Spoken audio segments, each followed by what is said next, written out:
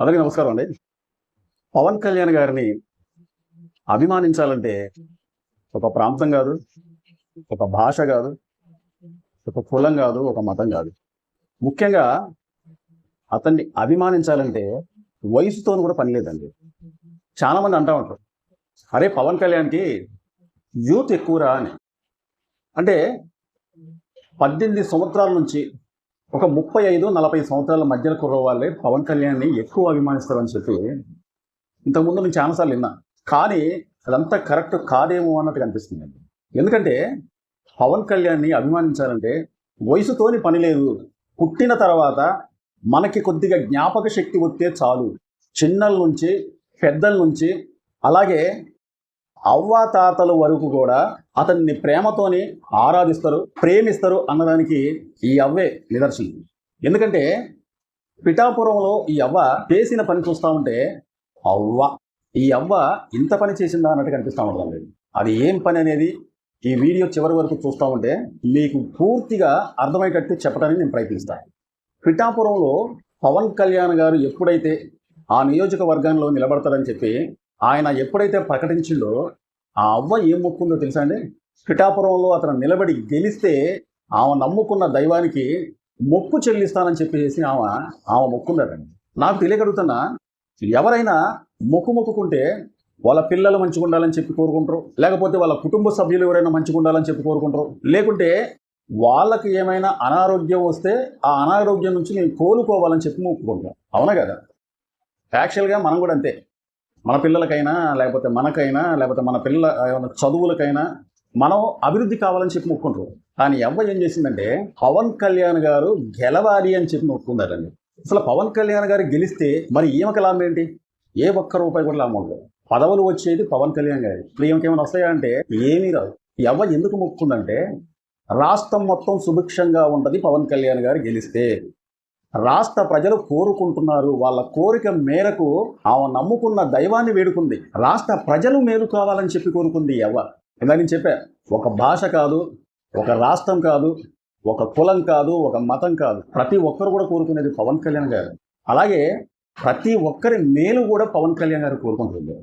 ఈ అవ్వకు 27,000 రూపాయల ఖర్చు అయిందటండి ఆమె మొక్కు చెల్లించడానికి.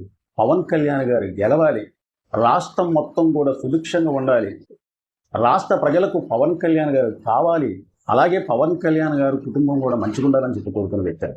అయితే ఇదే కాకుండా ఈమెకు ఒక కోరిక ఉందట. ఆ కోరిక ఏంటంటే ఈమె అన్నం కూర వండి పవన్ కళ్యాణ్ గారికి పెట్టి పవన్ కళ్యాణ్ గారితో కూర్చొని భోజనం చేయాలని కూడా ఈ అవ్వ ఉంటుందట.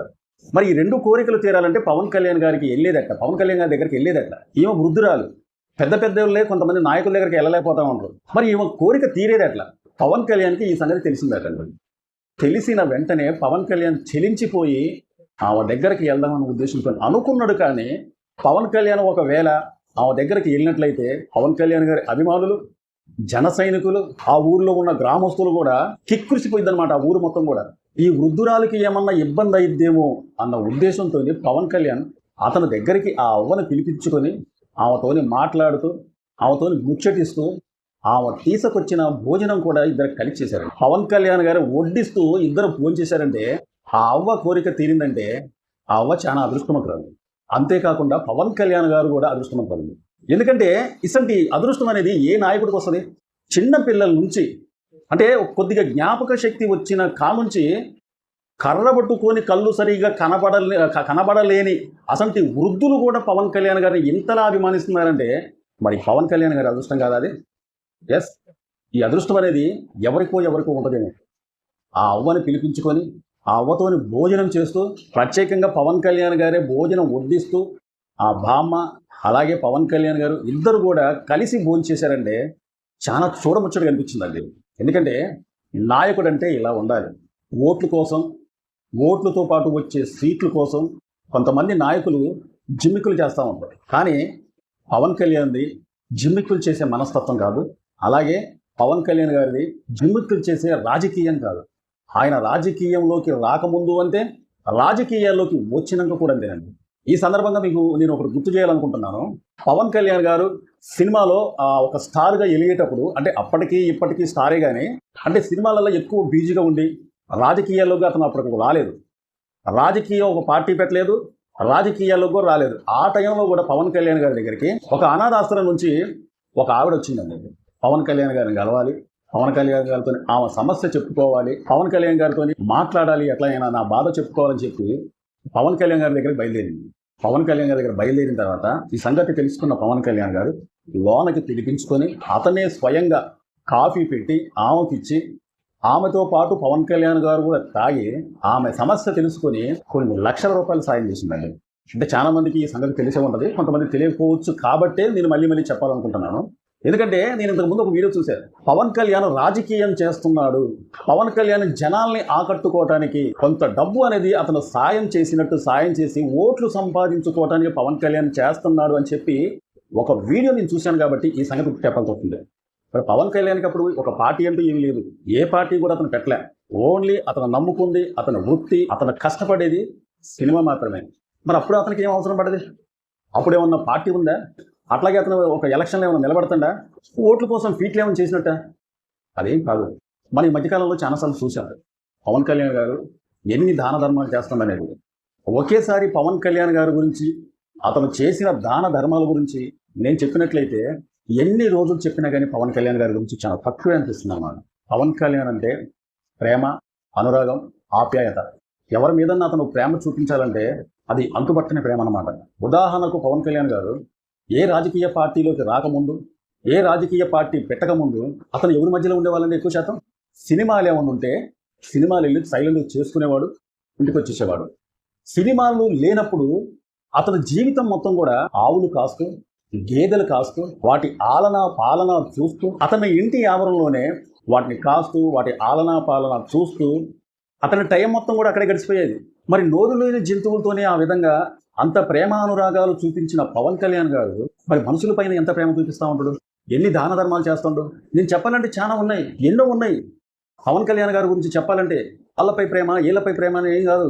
అతని ప్రేమకి ఒక హద్దు లేదు, అతని ప్రేమకి ఒక ప్రాంతం లేదు, అతని ప్రేమకి ఒక కులం లేదు, అతని ప్రేమకి ఒక మతం లేదు, అతని ప్రేమకి ఒక రాష్ట్రం అంటూ లేదు.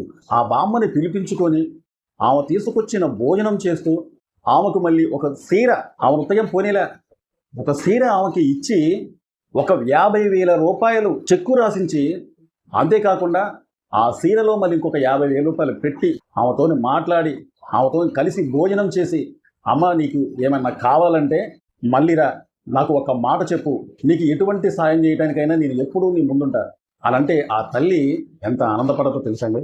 తల్లి ఒక మాట అంటా ఉంటే నాకైతే మాత్రం చాలా ఆనందంగా అనిపించింది. అది ఏమాట అంటే, అయ్యా నేను మొక్కుకున్న మొక్కు తీర్చాను, కానీ నిన్న అసలు నేను కలుస్తానో లేదో, నా కోరిక అనేది తీరిద్దో లేదో అనుకున్నాను. కానీ ఈ రోజున నీతోని ఈ విధంగా కూర్చొని, నీతోని మాట్లాడుతూ, నీ దగ్గరికి నేను వచ్చానంటే ఇది నేను నమ్మలేకపోతున్నా. అంతేకాకుండా నీతోని నేను కలిసి, నేను తీసుకొచ్చిన భోజనం మన ఇద్దరం కూర్చొని భోంచేసామంటే నేను నిజంగా నమ్మలేకపోతున్నానని చెప్పి ఆమె ఆనంద వస్పందిస్తున్నారు. ఇది కదా పవన్ కళ్యాణ్ గారు అంటే, ఇది కదా పవన్ కళ్యాణ్ గారి ప్రేమ అంటే, ఇది కదా రాజకీయ నాయకుడికి ఉండే లక్షణాలంటే. చాలా మంది మా వీడియో చూస్తున్నారు కానీ సబ్స్క్రైబ్ చేసుకోకుండా చూస్తున్నారంటే దయచేసి మీరు మమ్మల్ని సబ్స్క్రైబ్ చేసుకుంటే మమ్మల్ని ఎంకరేజ్ చేసేందుగా ఈ వీడియోపై ఒక లైక్ చేయండి, మీ అమూల్యమైన కామెంట్ తెలుపుతారని చెప్పి కోరుకుంటూ, మా వీడియో నచ్చితే సబ్స్క్రైబ్ చేసుకోండి. మరో మంచి వీడియోతో మళ్ళీ మేము ముందుకు వస్తా. Thank you.